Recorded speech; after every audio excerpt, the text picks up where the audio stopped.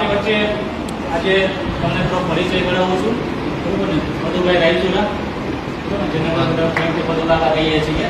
આપણે ચેમ્બરના, બરોબર ને, પૂર્વ પ્રમુખશ્રી છે, બરોબર ને, પ્રેસિડેન્ટ આવીને રહી ગયા છે, બરોબર ને. આપણી વચ્ચે બીજા પણ ઉપસ્થિત ટીકે કાર્ય છે, બરોબર ને.